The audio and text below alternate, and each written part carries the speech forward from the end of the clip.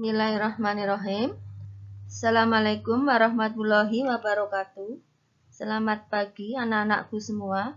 Bagaimana keadaan hari ini? Semoga kita semua selalu dalam keadaan sehat dan tetap mematuhi protokol kesehatan yaitu 3M, memakai masker, mencuci tangan, dan menjaga jarak. Anak-anakku kelas 7, semoga masih tetap semangat mengikuti pembelajaran online meskipun dengan belajar dari rumah. Anak-anakku yang saya banggakan, sebelum materi dimulai hari ini, kita berdoa terlebih dahulu dengan membaca Bismillahirrahmanirrahim. Dan jangan lupa untuk absen terlebih dahulu. Materi hari ini kita akan belajar bersama-sama tentang lembaga sosial. Agar para siswa paham tentang materi hari ini, mari kita simak terus PPT atau video yang guru berikan.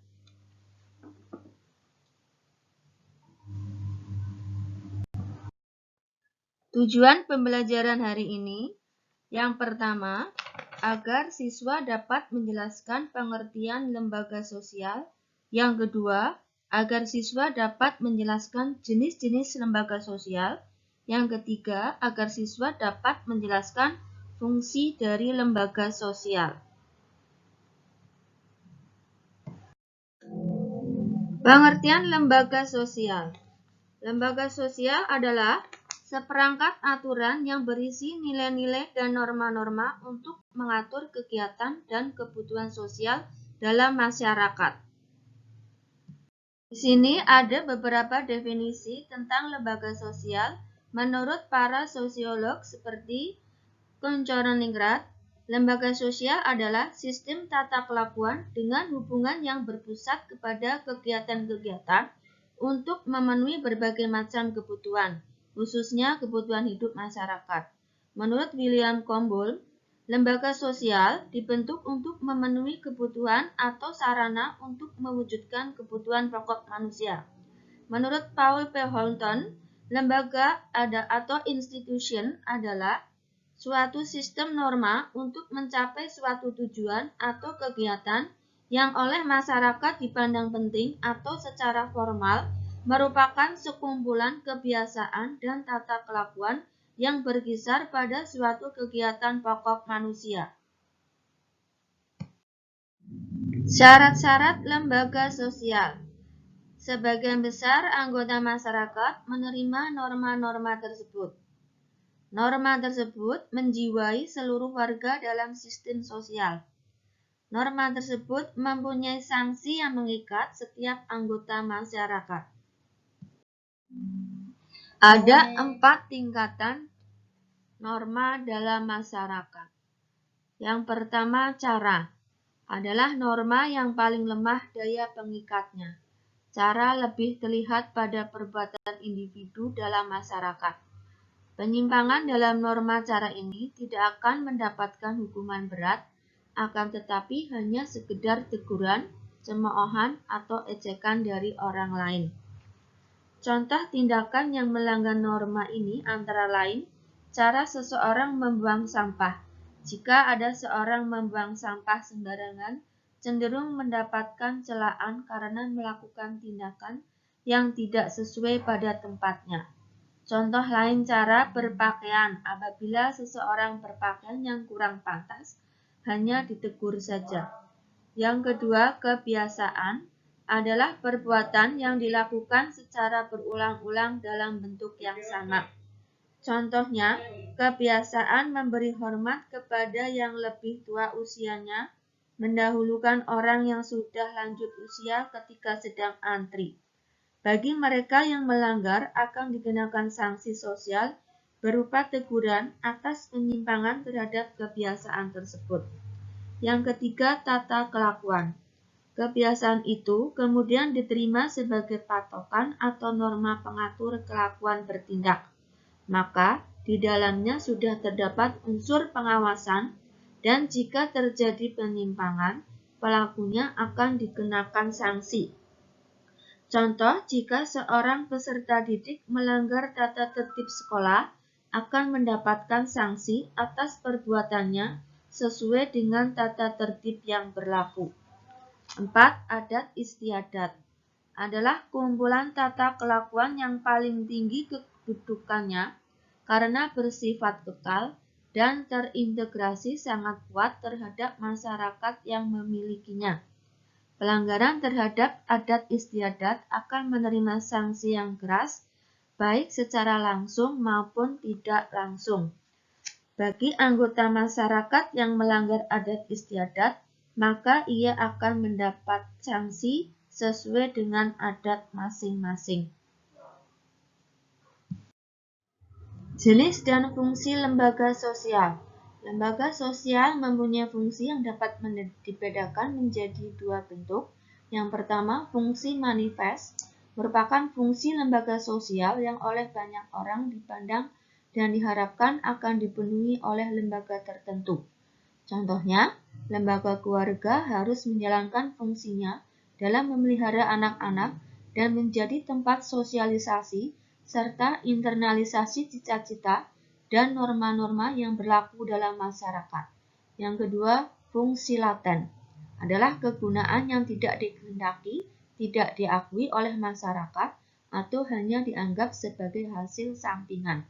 Contohnya, lembaga pendidikan selain berfungsi mendidik anak, juga menjauhkan anak-anak usia muda dari dunia tenaga kerja. Jenis atau bentuk lembaga sosial. Yang pertama, lembaga keluarga. Keluarga merupakan unit sosial yang terkecil dalam masyarakat yang terdiri dari ayah, ibu, dan anak, atau disebut juga dengan keluarga inti. Keluarga berperan membina dan membimbing anggota keluarganya untuk beradaptasi dengan lingkungan fisik maupun lingkungan budaya di mana ia berada.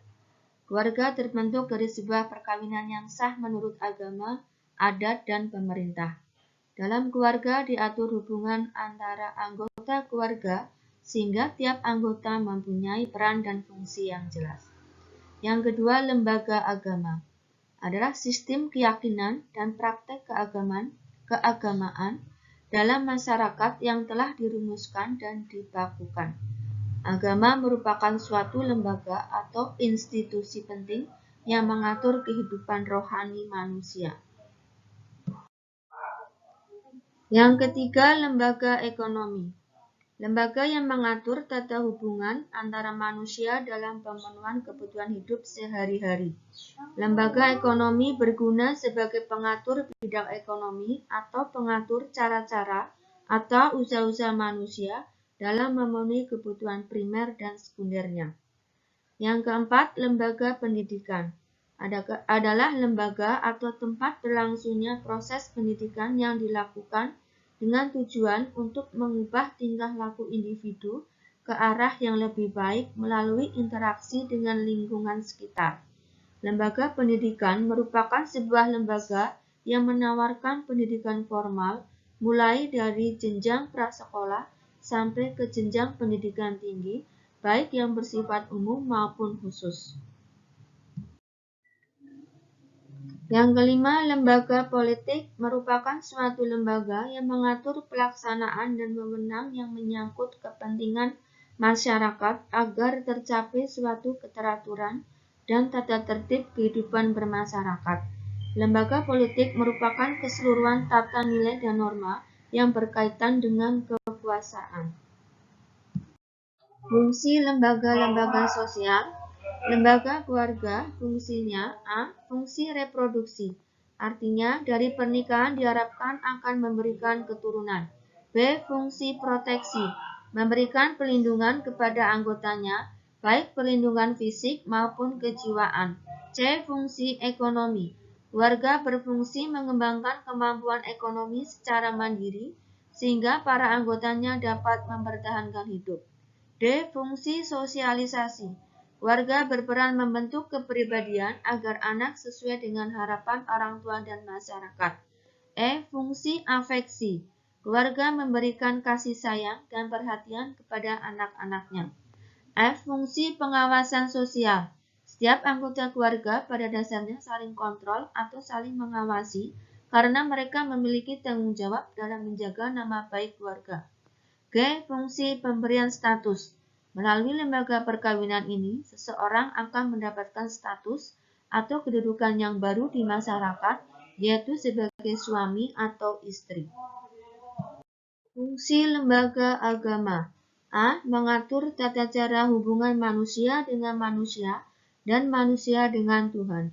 B. Sumber pedoman hidup bagi individu maupun kelompok. C. Memberikan tuntunan tentang prinsip benar atau salah untuk menghindari perilaku menyimpang, misalnya membunuh dan berjudi.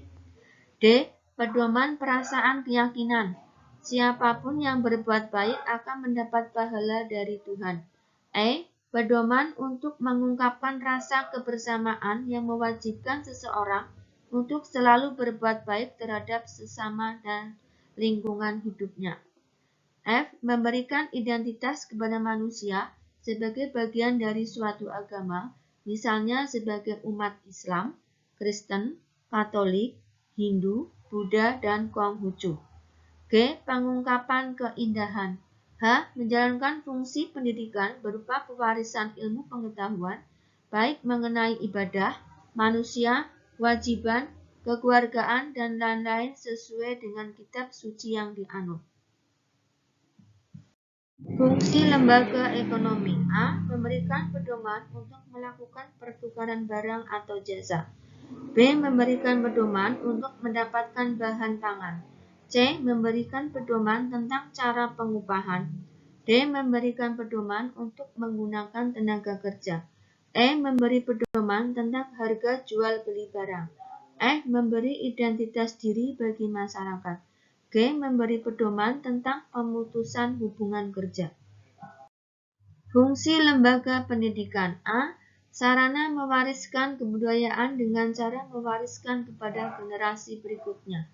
B. Memberikan bekal persiapan untuk bekerja. C. Membentuk pribadi yang baik untuk melaksanakan peran dalam masyarakat. D. Untuk mengembangkan sosial. E. Mengembangkan potensi yang dimiliki. Fungsi lembaga politik. A. Memelihara ketertiban di dalam negeri. B. Mengusahakan kesejahteraan umum. C. Melaksanakan undang-undang yang telah disahkan. D. Menyelesaikan konflik yang terjadi antar warga masyarakat. E. Menyediakan dan memfasilitasi pelayanan masyarakat. F. Melindungi warga masyarakat dari serangan bangsa lain. Anak-anakku kelas 7, untuk menghadapi PAT, kalian harus belajar, dan belajar. Jangan lupa untuk selalu berdoa dan sholat 5 waktunya, agar anak-anakku semua mendapatkan nilai yang diharapkan dan hasilnya memuaskan. Setelah ini, kalian buka form tugas. Terima kasih bagi para siswa yang telah hadir di pembelajaran online IPS hari ini. Kita akhiri pembelajaran hari ini dengan membaca Alhamdulillahirabbil alamin. Wassalamualaikum warahmatullahi wabarakatuh. Jangan lupa untuk bahagia.